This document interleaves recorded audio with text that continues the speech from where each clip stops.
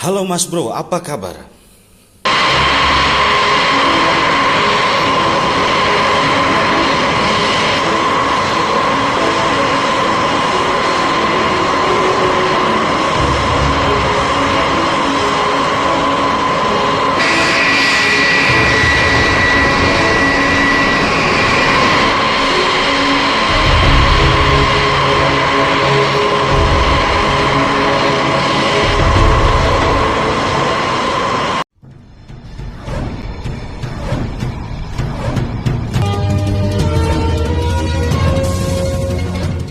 Amerika Serikat menerbangkan pembom berkemampuan nuklir dan jet siluman canggih dalam unjuk kekuatan terbaru terhadap Korea Utara.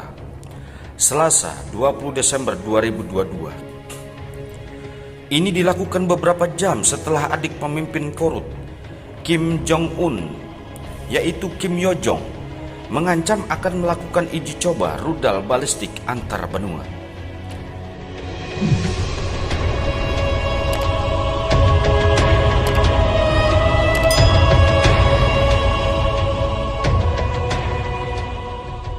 Pengerahan pembom B-52AS dan jet tempur siluman F-22 untuk latihan bersama dengan pesawat tempur Korea Selatan adalah bagian dari kesepakatan untuk melindungi Korea Selatan dengan semua cara yang tersedia, termasuk nuklir, kata Kementerian Pertahanan Korea Selatan, seperti dikutip dari AF.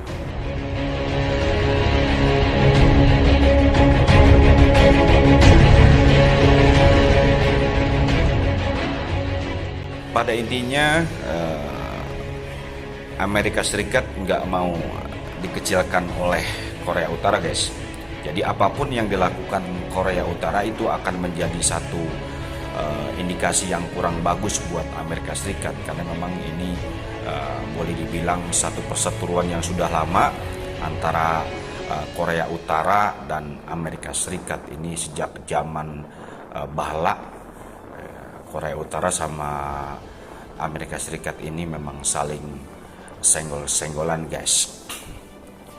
Jadi intinya apapun yang dilakukan Korea Utara, pasti Amerika Serikat akan melakukan manuver lain yang bertujuan untuk mengkonfrontasi, melakukan provokasi kepada Korea Utara.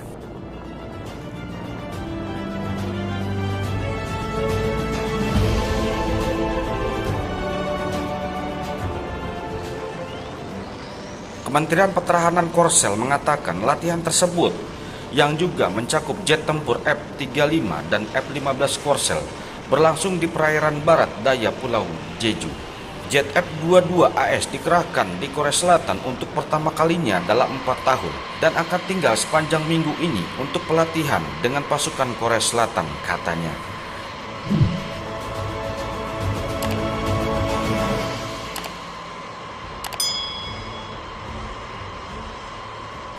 Boleh dibilang mereka mengatakan bahwa ini hanya sebatas latihan yang dilakukan oleh Amerika Serikat dan Korea Selatan. Sebetulnya ini disebabkan oleh karena Amerika Serikat merasa terganggu dengan apa yang dilakukan oleh Korea Utara, yaitu dengan melakukan berbagai macam kegiatan uji coba nuklirnya, guys. Jadi merasa terusiklah Amerika Serikat ini, guys.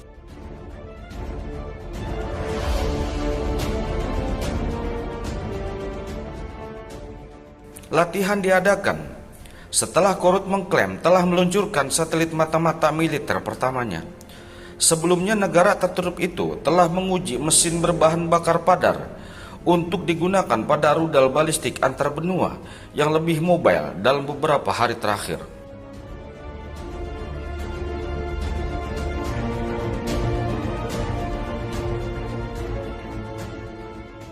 Sebelumnya, Kim Yo Jong mengejek penilaian dari luar yang meragukan pengembangan satelit mata-mata dan rudal jarak jauh Korut. Jadi pada intinya apa yang dilakukan oleh Kim Yo Jong ini, adik dari Kim Jong Un ini, dia tidak terima karena dianggap negara luar menilai bahwa apa yang dilakukan oleh Korea Utara ini sesuatu hal yang sia-sia. Jadi dianggap remeh lah uji coba satelit mata-mata ini. Maka dari itu dia panas dan akhirnya melakukan klaim bahwa apa yang dilakukan ini sangat berarti buat Korea Utara, guys.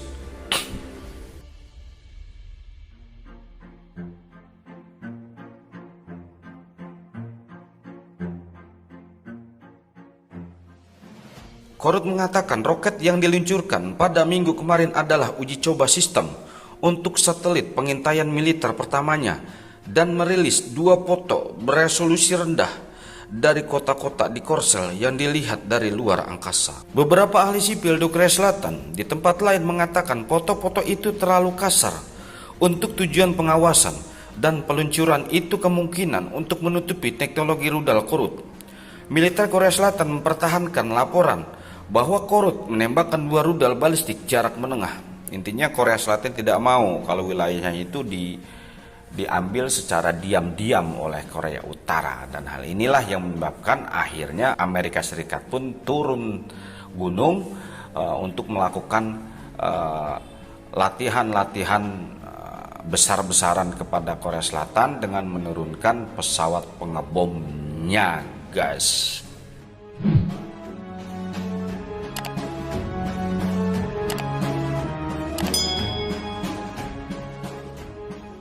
Kim Yo Jong mengatakan satelit uji coba membawa kamera komersial karena tidak ada alasan untuk menggunakan kamera beresolusi tinggi untuk uji bidikan tunggal.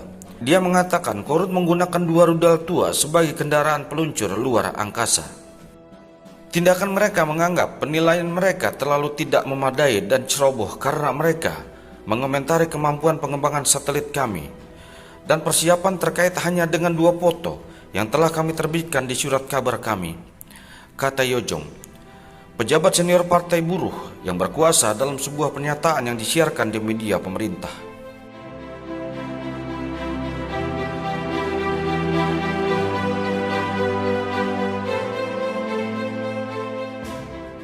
Satelit mata-mata adalah salah satu dari beberapa sistem senjata berteknologi tinggi yang dijanjikan Kim Jong-un untuk diperoleh guna mengatasi apa yang disebutnya permusuhan AS dengan lebih baik.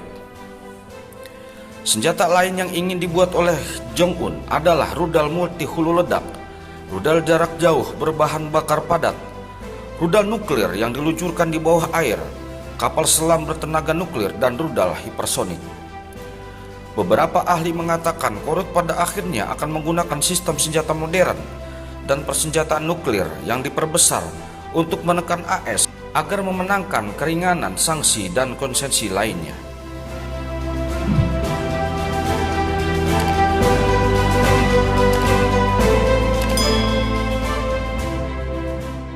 Yo Jong menolak penilaian pemerintah Korea Selatan bahwa Korut masih memiliki rintangan teknologi utama yang tersisa untuk diatasi agar ICBM berfungsi yang dapat mencapai daratan AS, seperti kemampuan untuk melindungi hulu ledaknya dari kondisi keras saat masuk kembali ke atmosfer.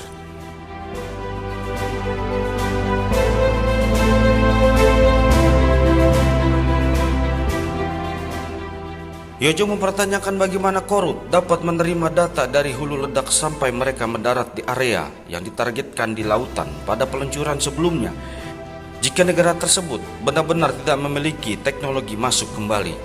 Saya pikir lebih baik bagi mereka untuk berhenti berbicara omong kosong, bersikap hati-hati dan berpikir 2 kali, katanya. Semua tes ICBM Korut telah dilakukan pada sudut yang curam, yang menghindari negara tetangga. Beberapa ahli mengatakan tanpa lintasan peluncuran ICBM standar, keandalan senjata Korut tidak dapat dijamin.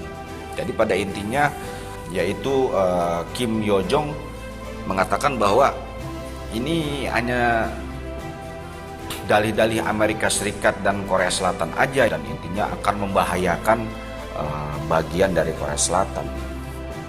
Sebetulnya Yo Jong sendiri ya setiap melakukan uji coba itu butuh satu tempat yang memang sudah diperhitungkan, jadi intinya tidak akan membahayakan pada negara-negara tetangganya menurut klaim Yo Jong.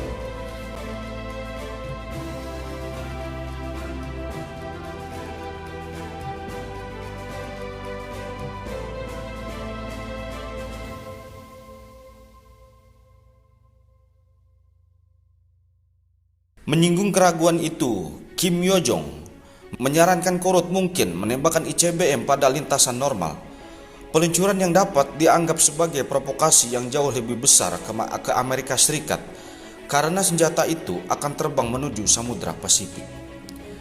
Saya bisa menjernihkan keraguan mereka tentang hal itu. Mereka akan segera mengenalinya jika kami meluncurkan ICBM dengan cara menembak langsung dari sudut yang sebenarnya, pungkasnya. Kim Yo Jong menyimpulkan bahwa kalaupun dia mau nyerang Korea Selatan, ngapain juga dia nembaknya harus keluar jalur gitu. Kalau memang mau nembak Korea Selatan langsung aja ke arah tujuannya, jadinya ngapain pakai halang-halang melintang gitu. Jadi ini hanya omong kosong aja intinya dari Amerika Serikat yang mengatakan bahwa Yo Jong telah melakukan provokasi dengan melakukan uji coba rudal nuklirnya, guys. Ya. Bagaimana menurut Mas Bro mengenai konflik yang terjadi antara Korea Utara dan Korea Selatan ini, guys? Apakah konflik ini akan berlanjut atau sampai di sini? Demikian ulasan singkat ini, semoga bermanfaat. Jangan lupa simak video kami lainnya hanya di 86 Mas Bro. Terima kasih.